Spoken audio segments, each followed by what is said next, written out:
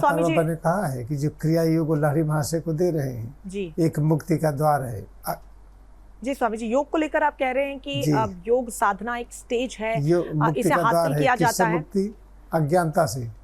बिल्कुल, मैं ये समझना चाह रही हूँ क्योंकि मेरा सवाल ये था, क्योंकि आजकल के जो युवा हैं खास तौर पर मैं योग साधना बात ही नहीं किया जी, मैंने कहा कि योग एक स्टेज है, योग एक स्टेज है, योग एक स्टेज है, जिसका मतलब होता है दूरी की शून्यता। अगर हमको दूरी लगती है कि भविष्य क्या है पता नहीं है, तो हम योग की अवस्था में नहीं है। अतीत क्या है पता नहीं है, तो दूरी की शून्यता की स्टेज को सर्वव्यापकता कहते हैं।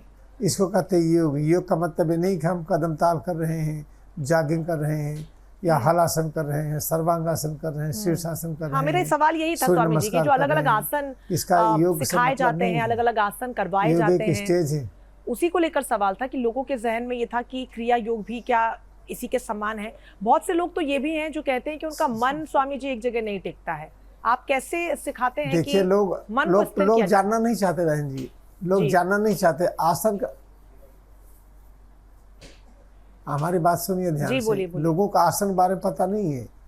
महर्षि पतंजलि टेक्स्ट खोजें, या जो महातार बाबा ने होली साइंस लिखा है, स्थिर सुख की अवस्था को आसन कहते हैं। सिर के बल खड़ा होना आसन नहीं है। ये हल आसन, भुजंगासन, पश्चिमोत्तान, सूर्य नमस्कार ये आसन में नहीं आता है। हमारा सुख जब स्थिर हो जाए, सुख कहते हैं, खा कहते हैं असीमता को, सुख कहते हैं सुंदर, जब हर चीज़ असीम लगे। आप असीम हैं, हम असीम हैं, सामने की एक पेड़ पौधा एक एक रचना असीम है, जब उसकी अनुभूति करते हैं तो उसको आसन कहते हैं। आसन मतलब वो नहीं जो हम जानते हैं, वो नहीं है। इसीलिए तो उससे कोई ठीक नहीं हो पा रहा है। कोई कितना भी आसन करे सिद्ध नहीं कर सकता है कि हम 200, 400, 600 वर्ष रह सकते हैं। वही तेलंगा स्वामी 300 वर्ष के थे। लाड़ी महाशय स्वेच्छा से कई जगह प्रकट हो जाते थे। इक्तेश्वरी कई जगह प्रकट हो जाते थे। ब्रह्मण से योगानंद स्वेच्छा से शरीर छोड़े। शरीर छोड़ने के बाद शरीर किसी प्रकार का कोई डिके नहीं हुआ। ये सब वो सब चीज़ें नहीं कराते थे, वो क्रियायोग का अभ्यास करते थे। जब महातार बाबा ने इसको फिर से पुनर्जीवित करके लाठी महाशय के माध्यम से सभी मानव को दिया है। तो स्वामी जी, आप जो कह रहे हैं उससे क्या समझा जाए कि जो आसन इसको अभ्यास करने से पता चलता है, जो आसन सिखाए जाते करवाए जाते हैं, क्या वो योग नहीं, आप ये कह रहे हैं? देखिए, क्या करवाया जाता है उसका जिक्र नहीं करेंगे। सुनिए, कोई गलत ड्राइविंग सिखाता हो तो गलत ड्राइविंग थोड़ी हमें बताने का अधिकार है। हम तो सही ड्राइविंग बताए ना, कार कैसे सही चलाइए, मोटरसाइकिल सही चलाइए। तो आप वो चीज़ पूछ रही हैं जो है ही नहीं योग में।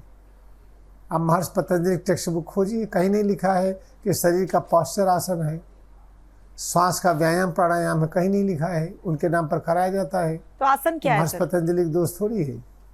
आपको गीता में नहीं मिलेगा, सबसे बड़ा योग का ग्रंथ है। पता नहीं कि सुख की स्थिर अवस्था को आसन कहते हैं। सुख क्या है? खा कहते हैं असीमता, और सुख कहते हैं सुंदर, जब हर चीज़ असीम लगे, सीमित न लगे। हम बोल रहे हैं, आवाज़ आप तक पहुंच रही है, हमारी आवाज़ असीम है कि नहीं? इसको चाहे अमेरिका सुनिए, चाइना सुनिए, कहीं सुनिए, अगर हमारी आवाज़ असीम हो सकती है तो आवाज़ पैदा करने वाला सीमित कहाँ होगा?